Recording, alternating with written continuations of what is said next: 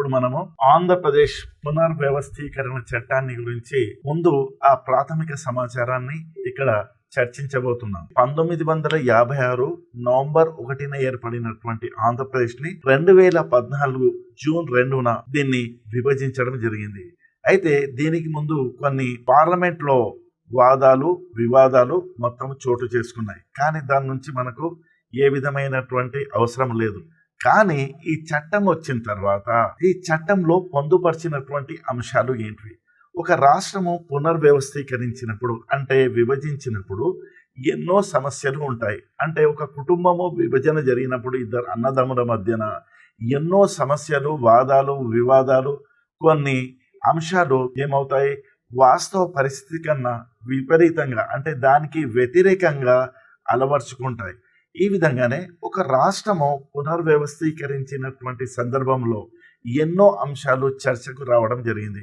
దీనిని కేంద్ర ప్రభుత్వము, మంత్రులు మరియు ఎక్స్పర్ట్స్, న్యాయ మంత్రిత్వ శాఖ ఆధ్వర్యంలో ఈ చట్టాన్ని ఎప్పుడైతే పార్లమెంట్ 20 ఫిబ్రవరి 2014లో దీన్ని పాస్ చేయడం జరిగిందో, అంటే దీన్ని ఆమోదించడం జరిగిందో, దాని తర్వాత మార్చి 1, 2014న గౌరవ రాష్ట్రపతి దీన్ని ఆమోదముద్ర వేశారు. ఆమోదముద్ర వేసిన సందర్భంలో ఇక్కడ కొన్ని అంశాలను స్పష్టంగా పేర్కొనడం జరిగింది. ముందు ఈ ఆంధ్రప్రదేశ్ అనేది ఇక్కడ ఉన్నటువంటి ఈ లైట్ పింక్ మరి ఈ గ్రీన్ రెండు ఆంధ్రప్రదేశ్ అనేది ఒకటిగా ఉన్నాయి. ఎప్పటి నుంచి? నవంబర్ 1, 1956 నుండి ఉన్నాయి. కానీ 2014 జూన్ 2న ఈ రెండు రాష్ట్రాలు విడిపోవడం జరిగింది. దానికి ఏమైనా కారణాలు ఉండవచ్చు. కానీ దీన్ని కేంద్రం ఒప్పుకుంది, ఇరు రాష్ట్రాలు ఒప్పుకున్నారు కాబట్టి ఈ చట్టం వచ్చింది. ఈ చట్టం ఏర్పడుతున్నప్పుడు ఇది తెలంగాణ, ఇది ఆంధ్రప్రదేశ్ ఏర్పడినటువంటి సందర్భంలో ఈ రెండు రాష్ట్రాల యొక్క అంశాలను, భాగస్వామ్యాలను, వారికి రావాల్సినటువంటి షేర్ను న్యాయబద్ధంగా పరిష్కరించడానికి ఒక చట్టం చేయడం జరిగింది. ఆ చట్టం పరిధిలో పేర్కొన్నటువంటి తమ హక్కులను పొందడానికి మార్గము ఏర్పాటు చేయడం జరిగింది. ఆంధ్రప్రదేశ్ పునర్వ్యవస్థీకరణ చట్టము 2014. ఈ చట్టంలో పేర్కొన్నటువంటి ప్రధాన అంశాలు ఏంటిది? చట్టం అన్నప్పుడే దాంట్లో ప్రధానమైనటువంటి అంశాలు ఉంటాయి, పనికిరాని అంశాలు ఉన్నాయి. దూరదృష్టితో ఏ విధమైనటువంటి న్యాయ సంబంధమైన సమస్యలు రాకుండా అంశాలను స్పష్టంగా పేర్కొనడం జరుగుతుంది. అది ఈ చట్టంలో 12 పార్టులు అంటే విభాగాలు ఉన్నాయి. ఎన్ని? 12 విభాగాలు ఉన్నాయి. మనకు స్పష్టంగా మన కాన్స్టిట్యూషన్లో ఎన్ని ఉన్నాయంటే 22 విభాగాలు ఉన్నాయి అన్నాం. ఆ విధంగానే దీన్ని గుర్తుపెట్టుకోవాలంటే మనకు ఎన్ని ఉన్నాయి? 12 విభాగాలు.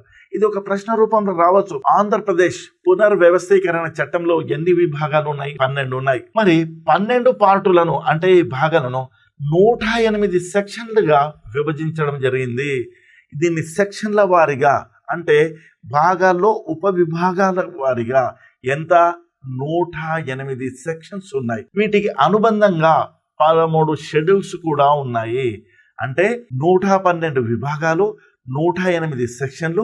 ఎన్ని షెడ్యూళ్ళు అంటే 13 షెడ్యూళ్లు పేర్కొనడం జరిగింది. ఈ రెండు రాష్ట్రాలు ఏర్పడినప్పుడు ఏ విధమైనటువంటి వివాద అంశాలు రాకుండా స్పష్టంగా విపులీకరించి పేర్కొనడం జరిగింది. 108 సెక్షన్లు, 13 షెడ్యూళ్లు.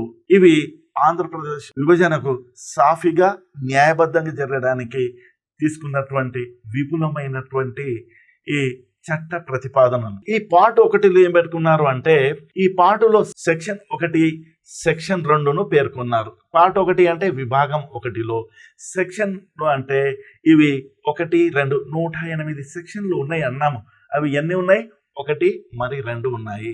ఇవి చట్టంలో పదజాలాన్ని పేర్కొంటున్నాయి. చట్టాన్ని స్పష్టంగా నిర్వచించడానికి మన భారత రాజ్యాంగాన్ని మనం రచించినటువంటి సందర్భం ఇది. రిటర్న్ కాన్స్టిట్యూషన్ ప్రతి పదానికి దాని యొక్క విశిష్టమైనటువంటి అర్థ రూపంలో నిర్వచించడం జరిగింది. అందుకొరకే 1, 2 సెక్షన్ పార్ట్ 1లో 1, 2 సెక్షన్లు ఏం చెప్తున్నాయి అంటే చట్టంలోని పదజాలాన్ని the words of the act ఇది స్పష్టంగా పేర్కొనడం జరిగింది. దానికి అర్థ వివరణ ఇవ్వడం జరిగింది. ప్రత్యేకమైనటువంటి పదజాలంతో నిర్వచించడం జరిగింది. సెక్షన్ 1 మరి 2లో ఏ విధమైనటువంటి వివాదము, ఏ విధమైనటువంటి అనర్థాలు కాకుండా, నానా అర్థాలు కాకుండా పదజాలంతో స్పష్టంగా పేర్కొనడం జరిగింది 1 మరి 2 సెక్షన్లో.